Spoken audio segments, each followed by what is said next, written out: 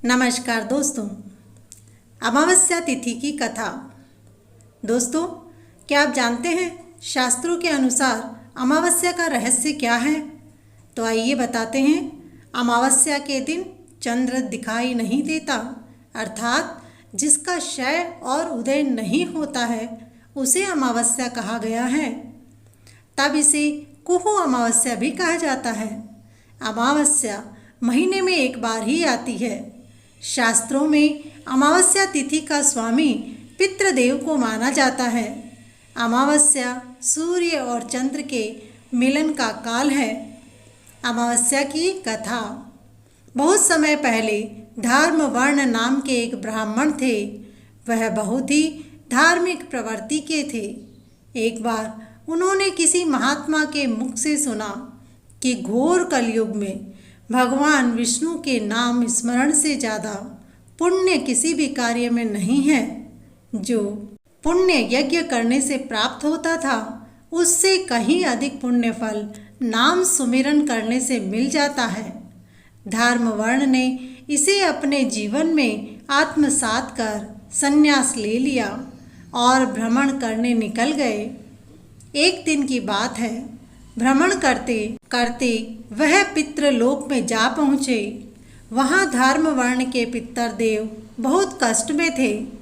पितरों ने धर्मवर्ण को बताया कि उनकी ऐसी हालत धर्मवर्ण के संन्यास के कारण हुई है, क्योंकि अब उनके लिए पिंड दान करने वाला कोई शेष नहीं है। यदि तुम वापस जाकर संन्यास छोड़कर गृहस्थ जीवन की शुरुआत करो, संतान उत्पन्न करो, तो हमें राहत मिल सकती है, ऐसा पितरों ने कहा। साथ ही यह भी कहा कि तुम वैशाख अमावस्या के दिन विधि विधान से हमारा पिंडदान करो। धर्मवर्ण ने उन्हें वचन दिया कि वह उनकी अपेक्षाओं को अवश्य पूर्ण करेगा। उसके बाद धर्मवर्ण अपने सांसारिक जीवन में वापस लौट आया और वैशाख मास की अमावस्या तिथि पर विधि विधान से पिंड दान कर अपने पितरों को मुक्ति दिलाई। बोलो विष्णु भगवान की जय। धरती माता की कहानी। धरती माता एक ब्राह्मणी थी। वह बहुत धार्मिक महिला थी। सभी ग्रामवासी उसका बहुत सम्मान करते थे। कोई भी उसकी शरण में आता तो वह सबकी मदद किया करती। मन ही मन भगवान का स्मरण करती। भगवान की सेवा पूजा व जरूरतमंदों की सेवा ही उसका सबसे पहला धर्म था। एक दिन ब्राह्मणी मर गई और भगवान के घर गई। वहाँ जाकर वह बोली, मुझे वैकुंठ का रास्ता बता दो।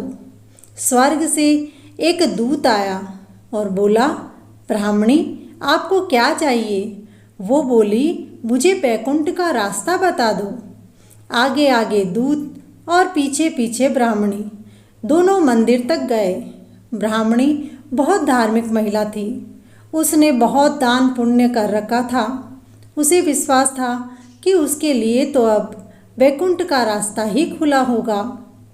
ब्राह्मणी ने वहाँ जाकर देखा। वहाँ एक बहुत बड़ा मंदिर था, जिस पर एक सोने का सिंहासन था। हीरे मोती से जड़ित छतरी थी। चित्रगुप्त जी न्याय सभा में बैठे साक्षात इंद्र के समान शोभा पा रहे थे और न्याय नीति से अपना राज्यभार संभाल रहे थे। धर्मराज जी सबको कर्म अनुसार दंड दे रहे थे। ब्राह्मणी ने जाकर उन्हें प्रणाम किया और बोली, मुझे वैकुंठ में जाना है।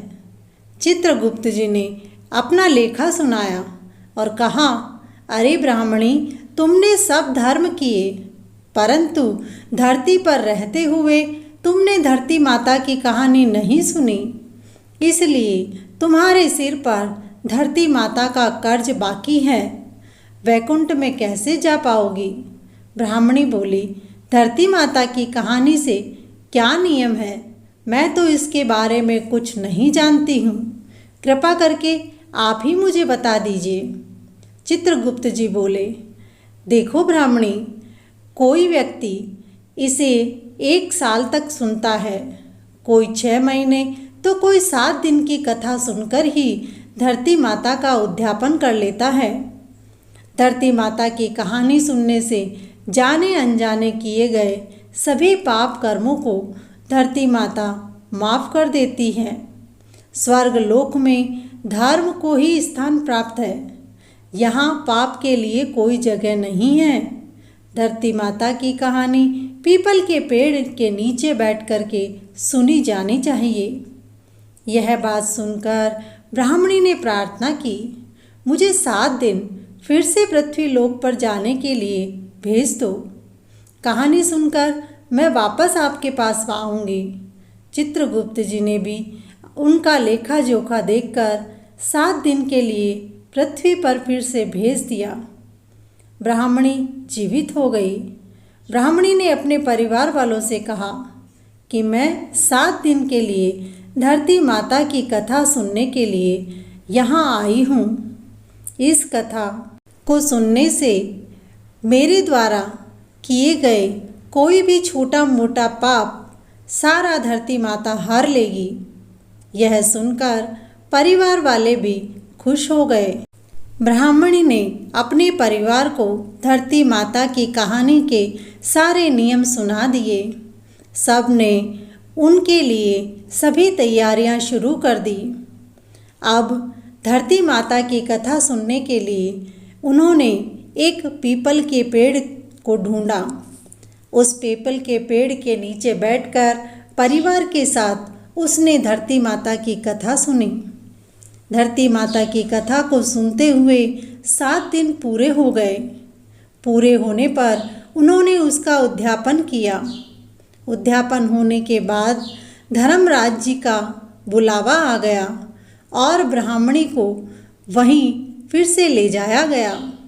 वहाँ जाने के बाद ब्राह्मणी से पूछा गया, तुम्हें कौन सा स्थान चाहिए? ब्राह्मणी बोली कि आपने जो मुझे कहा था वह कार्य मैं पूर्ण करके आई हूँ, तो इसीलिए मुझे अब वैकुंठ का वास चाहिए। भगवान श्री हरि के चरणों में निवास चाहिए। धर्मराज जी ने उसके कहे अनुसार उसके पुण्यों को देखते हुए ब्राह्मणी को वैकुंठ में स्थान दिया। ब्राह्मणी को श्री हरि के चरणों में स्थान प्राप्त हुआ। जो कोई प्राणी धरती माता की कहानी सुनता है, मृत्यु के समय सभी पाप कर्म उसके धरती माता हर लेती है और वह प्राणी वैकुंठ में स्थान को प्राप्त करता है। बोलो धरती माता की जय।